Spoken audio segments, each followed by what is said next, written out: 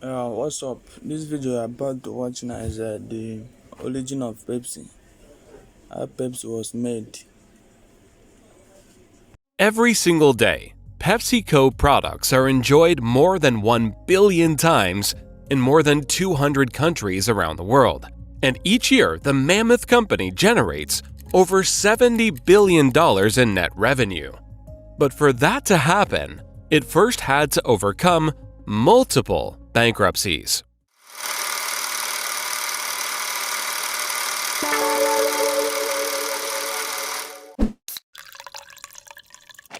To understand the making of PepsiCo, we need to go back all the way to the year 1889. That's when pharmacist Caleb Bradham first created Pepsi-Cola. Like many pharmacists at the time, Caleb had a soda fountain in his drugstore, where he served his own drinks. His most popular beverage was something he called Brad's Drink. It was a mix of sugar, water, caramel, lemon oil, cola nuts, nutmeg, and other additives, and it was the perfect product to refresh and energize his customers. As the drink caught on, he decided to give it a snappier name, and hoping to duplicate the success of Coca-Cola, he named it Pepsi-Cola. Just like the original cola, the drink was sweet, carbonated, and well, cola-flavored. And it eventually became so popular that Caleb founded his own company in 1902. He called it the Pepsi-Cola Company. At first, Pepsi had been marketed as a digestive aid, and it tried to attract customers with the words exhilarating, invigorating, aids digestion. Perhaps not the most enticing slogan, but it seems like Pepsi-Cola noticed that too. As the brand flourished, they switched tactics, and they dropped the slogan and began relying more on the power of celebrities. To increase sales, they hired Barney Oldfield as a spokesman. Barney was a famous race car driver of the era, and he quickly became famous for his slogan, "Drink Pepsi, it will satisfy you." The ad campaign was a massive success, and Pepsi-Cola would continue to use celebrities in the coming decades. But then, disaster struck. After many years of success, the company fell on hard times after World War I. Caleb had gambled on the fluctuations of sugar prices during the war, and believing that sugar prices would continue to rise, he bought enormous amounts of sugar.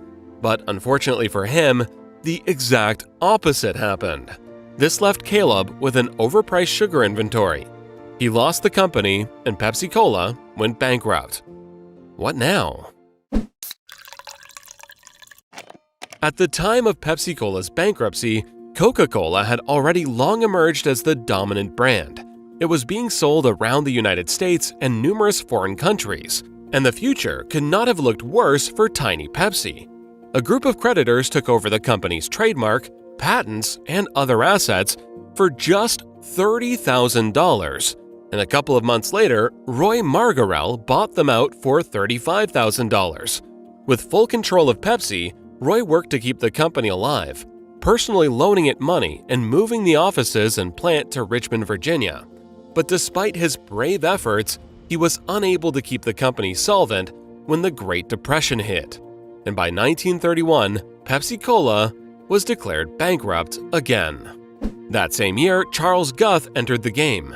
Wanting to establish a new and successful Pepsi-Cola company, he quickly got to work. And he not only had a chemist formulate a better drink, but he also set up new bottling operations. He began selling 12-ounce bottles for just 5 cents. As Pepsi was basically offering twice as much as what Coke offered in its 6-ounce bottles, it began touting itself as twice as much for a nickel.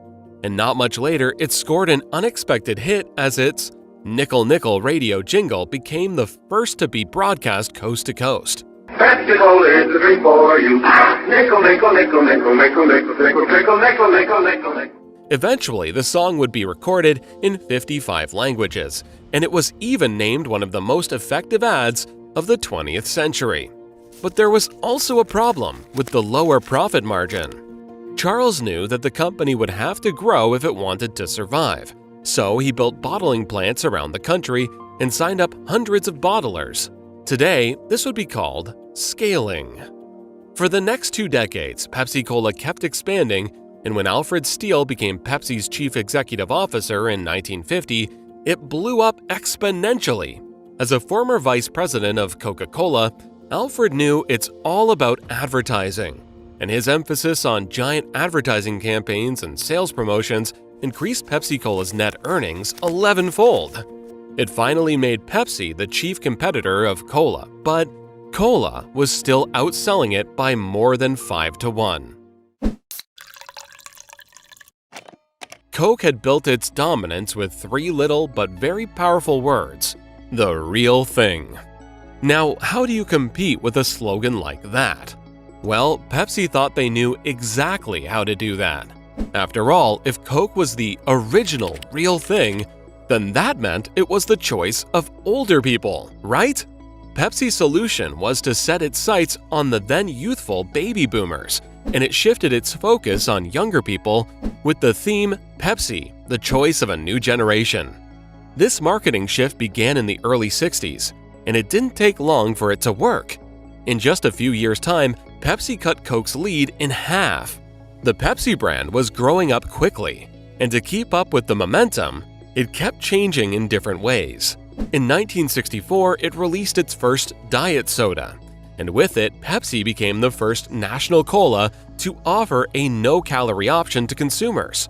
Diet Pepsi was clearly targeted at young people, and that same year, the company also acquired the popular Mountain Dew brand. Not even a year later, Pepsi-Cola merged with snack maker Frito-Lay, and PepsiCo was born. Realizing it needed to keep diversifying, the newly created PepsiCo quickly set out to do just that, and from 1977 to 1986, it purchased 4 major restaurant chains: Pizza Hut, Taco Bell, KFC, and 7-Up International. Of course, it also kept focusing on its Pepsi brand, and things were going so well that the once failing Pepsi was now threatening to displace Coca-Cola as the top soda brand in the US. In addition, the brand also made international headlines in 1974 when it became the first US product to be produced and sold within the USSR. But would this be enough? Although Coca remained the world's best-selling soft drink, Pepsi continued to gain market share in the 1970s and early 1980s. Their Pepsi Generation ads attracted younger drinkers, while older consumers were now targeted by its aggressive Pepsi Challenge campaign. The campaign consisted of consumers taking blind taste tests, and more often than not, they were surprised to learn they preferred the sweeter taste of Pepsi and not Coca-Cola. Coca-Cola's headquarters in Atlanta trembled with fear, and even worse was that their own research verified Pepsi's claim. Once again, there was no stopping Pepsi, and in 1984 it broke new ground when it hired Michael Jackson to be its spokesman.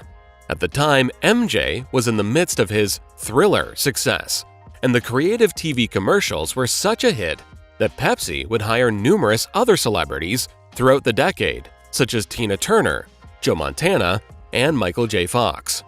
But it was with MJ that Pepsi truly made marketing history. Back in the 80s, essentially 2 kinds of people existed: Coke drinkers and Pepsi drinkers. And if you loved Michael Jackson, you now had good reason to want to be part of the Pepsi clan. Coca-Cola had already offered MJ a $1 million deal, but this was rejected, and the Jacksons moved on to PepsiCo instead. At the time, PepsiCo's CEO, Roger Enrico, was looking for a big idea. The goal was to make Pepsi look young and Coke look old. And who would be better for that than the king of pop? They struck a $5 million partnership, and it not only shattered the record for a celebrity endorsement deal, but it also linked the 2 entities for an entire decade.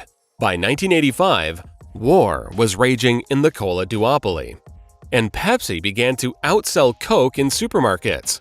Would this finally be enough to beat its big rival? While the war between Cola and Pepsi continued, PepsiCo also had to pay attention to other aspects of its business. Between the late 1970s and early 1990s, it had continuously further expanded by buying up businesses outside of its core focus of packaged food and beverage brands. But by 1997, it became clear that these many non-core businesses were not as lucrative as they had hoped. While restaurants made up 36% of its portfolio, they only accounted for about 22% of its $3.7 billion profit.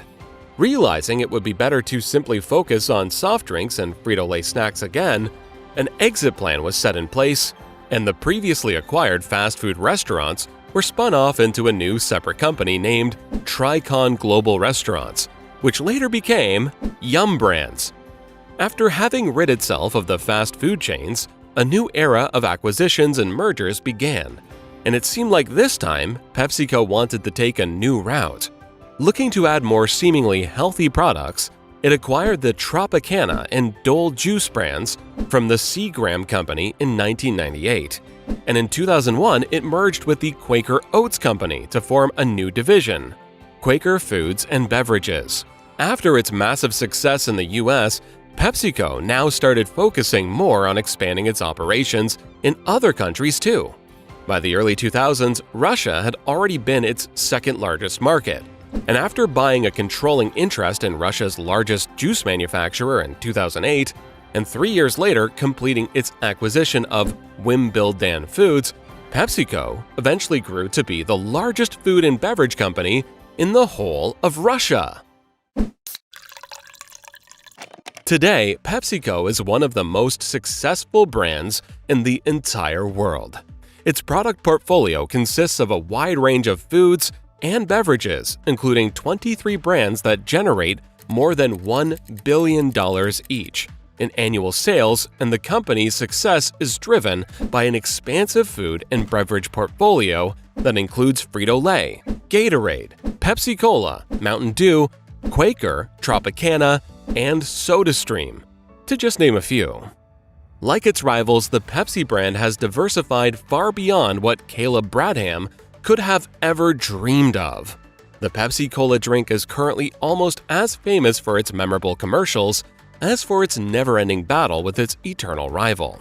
And since its inception in 1898, it has grown to be one of the most recognizable products in the world. This was the story of PepsiCo. Did you already know of its multiple bankruptcies? And which other details do you think could have been added to this story? Share it in the comments and make sure to check out our channel for more inspiring business videos.